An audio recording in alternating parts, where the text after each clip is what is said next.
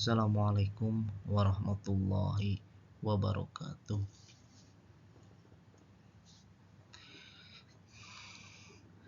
Selamat jumpa kembali teman-teman. Pada kesempatan kali ini kita akan mendiskusikan tentang topik metodologi pemahaman hadis Muhammad Al-Ghazali. Secara singkat kurang lebih seperti ini biografi dari Muhammad Al-Ghazali. Jadi Al-Ghazali di sini, yang dimaksud dengan Al-Ghazali di sini bukanlah Al-Ghazali Abu Hamid Muhammad yang mengarang kitab Ihya Ulumuddin, tetapi Ghazali Al-Ghazali di sini adalah Muhammad Al-Ghazali, yakni seseorang yang lahir pada 22 September 1917 atau 5 Zulhijjah 1335 Hijriah. Ini orang atau seseorang yang memiliki karir intelektual sebagai seorang dosen di Universitas Al-Azhar, Universitas Ummul Qura, Universitas Qatar, dan Universitas Amir Abdul Qadir Al-Jailani.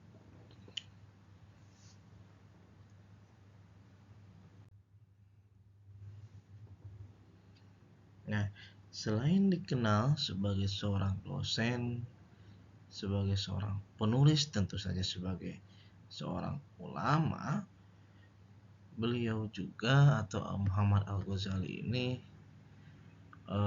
pernah mendapatkan bintang kehormatan tertinggi pada bidang pengabdian kepada Islam dari pemerintahan Mesir, pada bidang dakwah Islam dari pemerintah Aljazair, dan penghargaan internasional pada bidang pengabdian pada Islam dari Raja Faisal Kerajaan Saudi Arabia. Kurang lebih menurut salah satu sumber telah menelurkan atau menuliskan gagasannya dalam lebih dari 60 karya tulis. Dan salah satu karya yang berbicara tentang hadis atau studi hadis adalah As-Sunnah An-Nabawiyah Baina Ahlul Fiqh wal Ahlul Hadis.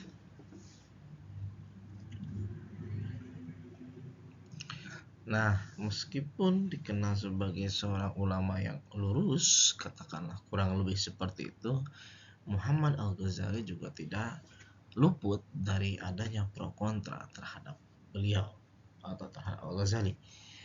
Pertama, ada yang mengambil sisi positif dari seorang Al-Ghazali, bahwa Al-Ghazali itu berusaha untuk membangkitkan semangat umat muslim dalam bidang pendidikan, teologi, juga politik. Sedangkan yang kontra, terutama dalam bidang hadis, menurut orang-orang yang kontra, pemikiran hadis Muhammad Al-Ghazali bertentangan dengan pendapat salafus salih. Teman-teman, ini adalah postulat Muhammad Al-Ghazali tentang hadis. Pertama, ada postulat bahwa umat muslim harus berpegang teguh pada sunnah nabawiyah sebagai sumber otoritas kedua. Postulat kedua, analisis sunnah nabawiyah dengan keilmuan kontemporer yang sesuai fitrah manusia adalah sesuatu yang sangat bagus.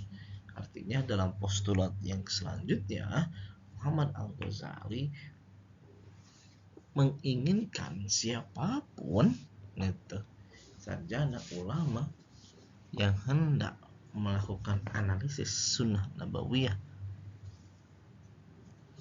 dianjurkan, bahkan dikatakan sangat bagus kalau menggunakan pendekatan keilmuan kontemporer yang sesuai. Postulat ketiga, tidak menggunakan hadis ahad dalam menetapkan hadis.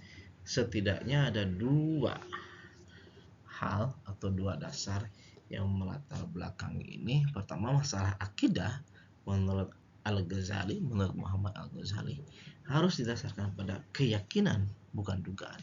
Maka hadis ahad itu derajatnya jika ditinjau dari sisi apa keyakinan atau dugaannya, itu ya jatuhnya sebetulnya lebih bersifat kedugaan. Ya, artinya tidak boleh masalah persoalan akidah itu berdasarkan pada keyakinan, pada dugaan bukan keyakinan. Maka harus pada keyakinan bukan dugaan. Nah, yang punya kapasitas untuk berbicara soal akidah adalah hadis mutawatir. Karena hadis mutawatir memiliki kepastian dalam masalah akidah. Begitu. Jadi hadis yang berbicara tentang masalah akidah dari beragam kitab hadis maupun atau riwayat hadis manapun itu harus tetap diselidiki apakah termasuk pada hadis ahad atau bukan. Itu. Aspek keempat, menolak beberapa hadis ahad disebabkan oleh kontradiksinya dengan Al-Quran, kebenaran ilmiah dan fakta historis.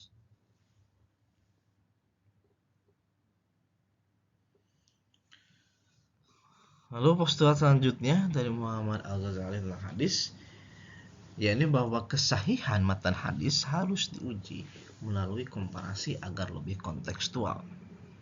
Asumsi dasarnya, setiap rawi dalam sanad hadis harus dikenal sebagai penghafal yang cerdas, teliti dan betul-betul memahami apa yang didengarnya.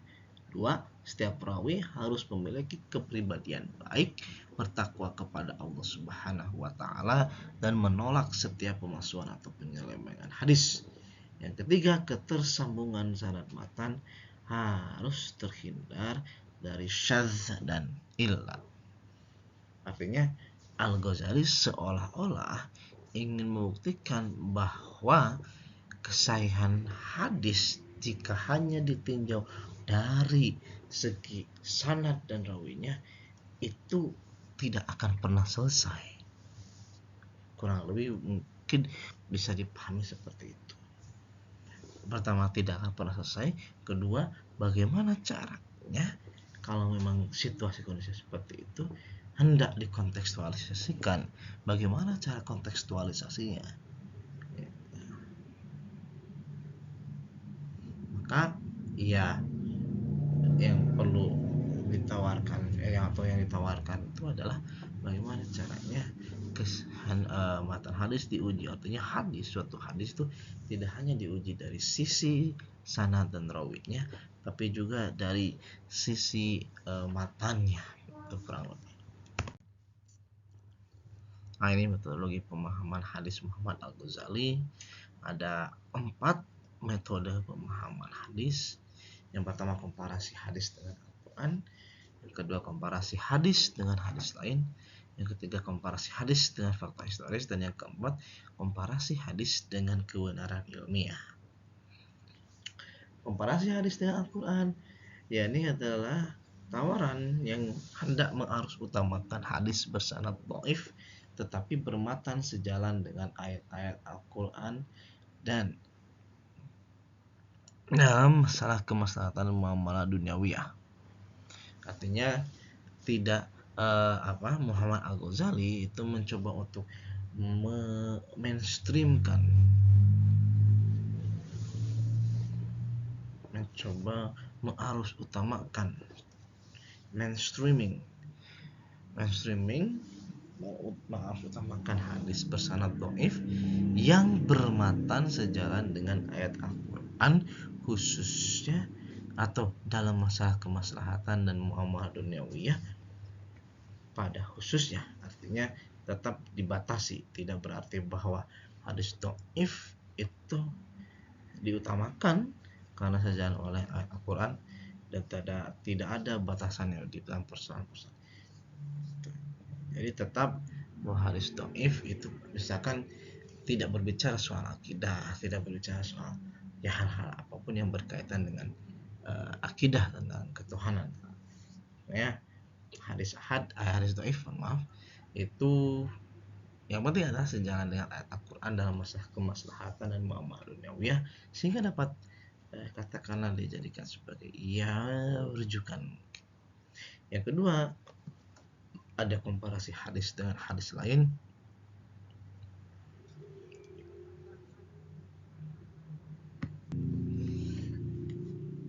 Nah, komparasi hadis dengan hadis lain itu bisa mengambil dua langkah gitu. Jadi metodenya atau langkah metodisnya, pertama menguji riwayat suatu hadis dengan riwayat hadis lain yang setema, terutama hadis mutawatir. Yang kedua, membandingkan pendapat ulama tentang hadis-hadis yang setema. Jadi bisa ada dua cara lah istilah begitu. Ada dua cara yang dapat ditempuh oleh para sarjana ketika mencoba untuk memahami suatu hadis dengan metode komparasi hadis dengan hadis lain. Lalu yang ketiga, komparasi hadis dengan fakta historis. Jelas kalau ini berarti langkahnya juga sangat jelas, yakni membandingkan dengan peristiwa-peristiwa sejarah, peristiwa yang berlangsung, entah itu mungkin berdasarkan, tidak mungkin saya kira kalau berdasarkan wawancara, interview, tapi mungkin bisa berdasarkan sumber-sumber yang dapat dipercaya yang reliable, entah itu mungkin buku, artikel, manuskrip, dan seterusnya. Yang keempat, komparasi hadis dan kebenaran ilmiah. Apa maksudnya? Maksudnya adalah bahwa setiap kandungan matan hadis tidak boleh bertentangan dengan teori ilmu pengetahuan, penemuan ilmiah, dan keadilan atau rasa keadilan dan hak asasi manusia. Nah, Muhammad Al-Ghazali membatasi, katakanlah seperti membatasi bahwa ketika suatu hadis hendak dipahami dengan komparasinya atau melalui komparasinya dengan kebenaran ilmiah, maka yang perlu dibandingkan, yang perlu dikomparasikan itu adalah penemuan ilmiahnya, teori ilmu pengetahuan, rasa keadilan dan hak asasi manusianya. Artinya secara sederhana, komparasi hadis itu harus selaras, harus sejalan dengan temuan-temuan sains ilmiah, hal-hal yang bersifat demokratis, keadilan, hak asasi, dan seterusnya.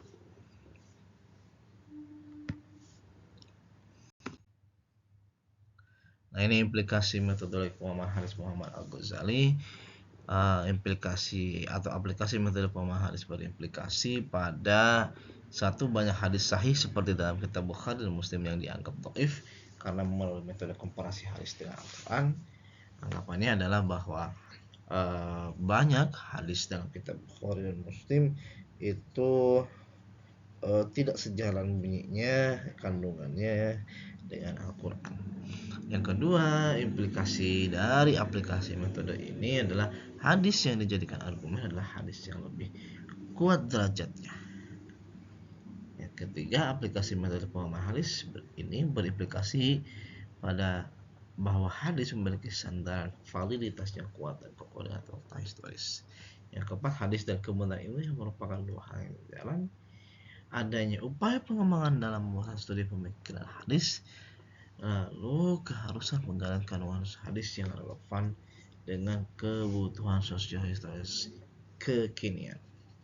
Nah, ini adalah implikasinya ketika seseorang itu telah memahami mengenai metode komparasi, metode yang digunakan oleh Muhammad Al-Ghazali atau yang ditawarkan oleh Muhammad Al-Ghazali, maka dapat juga diaplikasikan gitu, oleh para sarjana yang datang belakangan setelah Muhammad Al-Ghazali. Nah, saya kira itu teman-teman untuk pembahasan mengenai biografi singkat dan pemikiran Muhammad Al-Ghazali. Jadi sekali lagi, Muhammad Al-Ghazali sini adalah bukan Abu Hamid Muhammad Al-Ghazali. Tapi Muhammad Al-Ghazali di sini adalah seorang dosen, seorang pengajar di perguruan tinggi Arab Afrika Timur Tengah. Baik, terima kasih teman-teman. Saya kira itu dicukupkan sekian. Sampai jumpa lagi dalam kesempatan lain. Assalamualaikum warahmatullahi wabarakatuh.